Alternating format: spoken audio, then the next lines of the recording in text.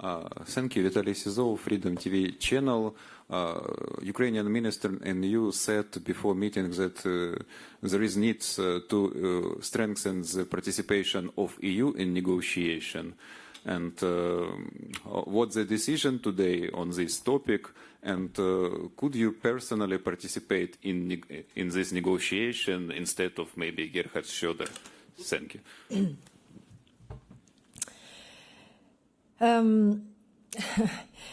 First, on the need of participation, as I said, we were discussing that before we talk to the Russians, we should agree and talk to amongst ourselves what we want to talk to the Russians about. And that's why I've presented also a list of requests, concessions that we need to see from the Russian side already some months ago, and we will discuss this in Gimli.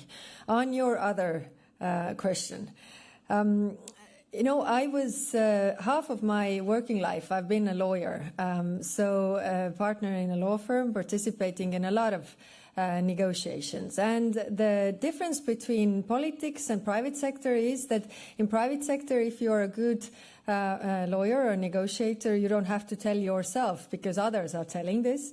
But in politics, you have to, you know, how was it like George W. Bush said that when a politician doesn't toot his own horn, the horn usually remains untooted. So I have to say, I think I could see through the traps that Russia is presenting, but of course, you know, we are not there in entering the negotiations in any way. Right now, we don't see that Russia is really negotiating in good faith at all. And first, we have the discussion with the member states, what we want to see, you know, Russia conceding as well. Tatiana. Tatiana Vysotska, European Pravda, Ukraine. I've got a question about 21st package of sanctions, but before a small clarification, you said about opening the clusters before summer. Did you mean Ukrainian summer or European summer? Because in Ukraine the summer starts on the 1st of June. Yeah. And on clusters, what are you predicting have to be in this new 21st package? What will hit Russia mostly? And would you insist on maritime services ban, which was not included in the 20th package? Thank you. Thank you. You know, on the summer, actually, in the morning, we had the same discussion because there was like, you know, something is supposed to happen before summer. And I said, that's 2 weeks. But actually, apparently, European summer is August. So let's see. But on the 21st package, there's a call for the member states to put forward proposals. So we are targeting the military-industrial complex of Russia, and of course, member states can put forward ideas, shadow fleet as well. But as we agreed last time, that we are, you know, putting the sanctions on rolling basis, not gathering, you know, big package together, but just rolling basis when we see that this could actually achieve our goal, which is to deprive Russia of the funding to finance this war. Mm-hmm. Augustin. Thank you. Augustin Palokaj from Jutarnji List, Croatia. On the Western Balkans, what was the focus of discussion? Security was mentioned and Russian influence as well. Are all countries of the region really willing to fight this influence? Because we have Serbia that is, apart from refusing to implement sanctions, Serbia is being used by Russia to influence the rest of the region. And additional question on the resignation of Mr. Schmidt. Do you see the possibility for further institutional complications in a country which is even now complicated in the functioning of institutions? And how could you proceed with choosing a successor, knowing that on this you have to discuss also with Russia? Thank you. Thank you. A lot of questions. So first, yes, we discussed security and defense cooperation because the Western Balkans are also worried about the hybrid attacks that they see, in their societies and exchange of views of our practices that we have already had with Moldova, that we are now using with Armenia as well, helping them to really be resilient to these attacks. Foreign malign influence is one of the issues. Of course, you know very well that all the Western Balkan countries are different and they also have a different view. And that is very much reflected in the alignment of common foreign and security policy.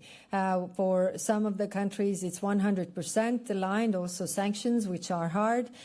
For some others, it's much lower. Member states were also expressing that they expect all the countries to move on the European track to be fully aligned with the common foreign and security policy, because in these geopolitical times that we are living, it's not a box-ticking exercise, but it's actually showing whether you see the world in a similar way.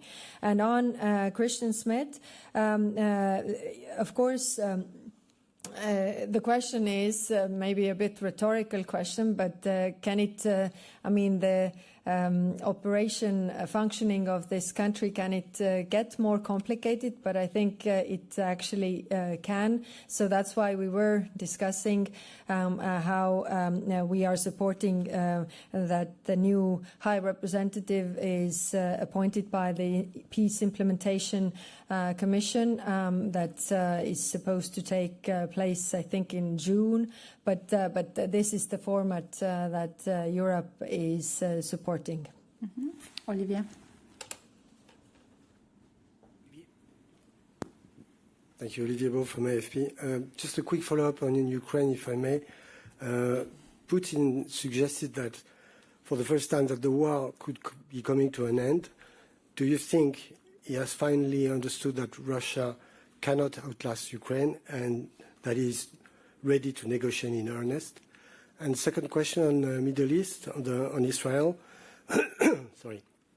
You've just announced some sanctions against settlers, but for many member states, it's not enough, and they want the EU to go further, especially on trade from the settlements, and some of them ask for a proposal from the Commission. Why don't we see this proposal on the table at the FAC? Thank you. Thank you. Yes, we were analyzing also what do these messages by Putin mean, because it's different than he has said before. And I think the overall understanding is that, Putin is in a weaker position than he has ever been before. We see they are losing on the battlefield a lot of lives. There is growing discontent in the Russian society, and that's why they're also turning off the internet, that people couldn't access the actual news. That's why also the deep strikes that Ukraine has made have made really an impact. The support for Putin's war is going down. We see also, influencers expressing this more. So I think it all shows that actually really Putin is not standing that strong. And that's why, but we are not in the point where actually they would genuinely negotiate, because they are still presenting maximum claims, and that's why we need to continue with our work. On your second question, yes, it is true that many member states want more. There are also many member states who don't want more. So this is where we are. But I'm happy that we were able to put sanctions on the violent settlers and agree on that today, because it has been on the table for quite some time. Mm-hmm. Thank you. Last short question, Magnus. Or Rosie? Hmm? Rosie. No, where is it? The lady next to you, sorry. The lady here? In white, yeah. So, thank you. I just have a very quick follow-up on Olivier, because he did mention that some states were expecting a proposal today. And if I recall correctly, at the last FAC, you said you would carry the French-Swedish proposal to your colleague at the Commission and come back with a proposal. So why did Friday, you mentioned this morning, your desk step on that Friday you discussed some possible measures with EU ambassadors, but there was no qualified majority. But why wait until Friday? And why not come today with a proposal? Yes. Thank you. No, maybe you don't know, because it's logical that High Representative should also deal with trade, but it's not my portfolio. So, it is Commission's initiative, and every commissioner has their portfolio. Immediately after the last FAC, we also had the Commission. I raised this issue that member states want this proposal. I asked this, but the proposal is not there, and I can't draft it. I'm sorry. Thank you. This concludes our press.